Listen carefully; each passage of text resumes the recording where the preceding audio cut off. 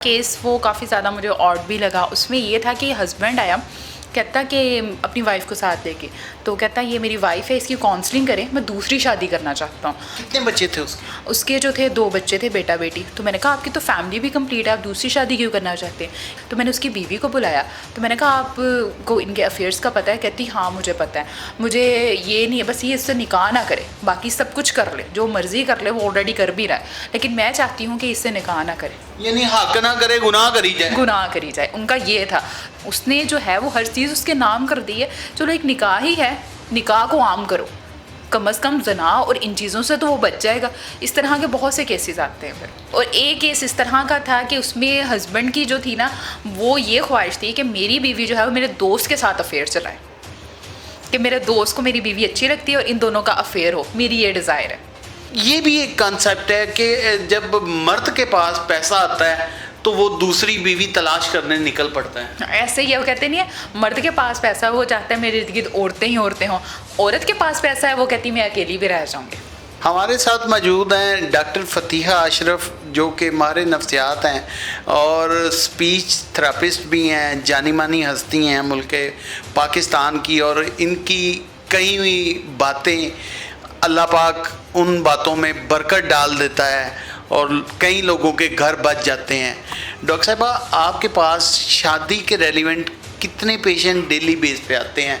कोई ऐसा पेशेंट आया हो, कोई ऐसा वाक़या जो आप मेरी ऑडियंस के साथ शेयर करना चाहें? अच्छा, एक था केस वो काफ़ी ज़्यादा मुझे ऑड भी लगा। उसमें ये था कि हस्बैंड आया, कहता कि अपनी वाइफ को साथ लेके, तो कहता ये मेरी वाइफ है, इसकी काउंसलिंग करें, मैं दूसरी शादी करना चाहता हूँ। कितने बच्चे थे उसके? उसके जो थे 2 बच्चे थे, बेटा बेटी। तो मैंने कहा आपकी तो फैमिली भी कंप्लीट है, आप दूसरी शादी क्यों करना चाहते हैं? कहता एक लड़की से मैं काफ़ी मोहब्बत करता हूँ काफ़ी सालों से, तो मेरी वाइफ को जो है हम दोनों के अफेयर्स का भी पता है कि मैंने जो है वो सब कुछ उसके नाम भी एक घर किया हुआ है मॉडल टाउन में उसके नाम, और मेरा उसके साथ काफ़ी ज़्यादा अफेयर्स चल रहा है, तो मेरी वाइफ नहीं मान रही।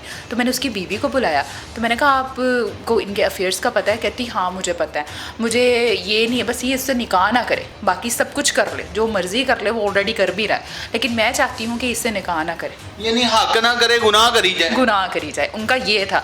तो मुझे कहती आप क्या करेंगे एज अ फीमेल? मैंने कहा अगर मैं देखा जाए तो मैं खुद भी एक फ़ीमेल हूँ, अगर आपको यहाँ पे रखूँ तो मैं कहूँगी कहीं ना कहीं कि अभी मेरा हस्बैंड गलत कर रहा है, उसने जो है वो हर चीज़ उसके नाम कर दी है। चलो एक निकाह ही है, निकाह को आम करो, कम अज़ कम जना और इन चीज़ों से तो वो बच जाएगा।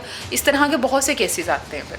अच्छा, यानी कि उसकी बीवी यहाँ तक एग्री थी कि सब कुछ कर ले लेकिन एक निकाह ना करे। निकाह ना करे। और एक केस इस तरह का था कि उसमें हस्बैंड की जो थी ना, वो ये ख्वाहिश थी कि मेरी बीवी जो है वो मेरे दोस्त के साथ अफेयर चलाए, कि मेरे दोस्त को मेरी बीवी अच्छी लगती है और इन दोनों का अफेयर हो, मेरी ये डिज़ायर है।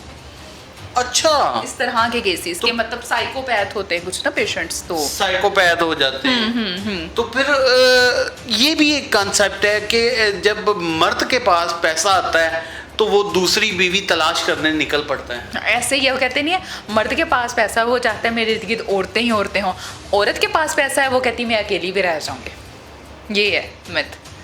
ये मिथ कहाँ से चली? ये काफ़ी पुरानी है कि लाइक अज़ल से ही कुछ लोगों कहते नहीं थे कि मर्द के पास पैसा है वो दूसरी शादी को भागता है, अब औरत के पास है वो कहती मैंने इंडिपेंडेंट लाइफ गुजारनी है, मुझे किसी मर्द की ज़रूरत नहीं है। तो आप अकेली, आपके पास तो पैसा भी है, अल्लाह पाक ने फेम भी दिया हुआ है। अल्हम्दुलिल्लाह, मैं तो शादी ही करूँगी अल्हम्दुलिल्लाह। आप शादी करेंगी अल्हम्दुलिल्लाह इंशाल्लाह। नाज़रीन, हमारे साथ मौजूद थी डॉक्टर फ़तीहा अशरफ, जिन्होंने हमें खट्टी मीठी जिनके साथ बातें भी हुई और जिन्होंने बातों बातों में आप लोगों को वो चीज़ें समझा दी जो कोई आम बंदा नहीं समझा सकता। यकीन मानिएगा, इवन देन कि आपकी सास भी नहीं आपको समझा सकती। आज का प्रोग्राम कैसा लगा? कमेंट सेक्शन आपके पास है, राय का इज़हार कीजिएगा। अल्लाह ने के पास।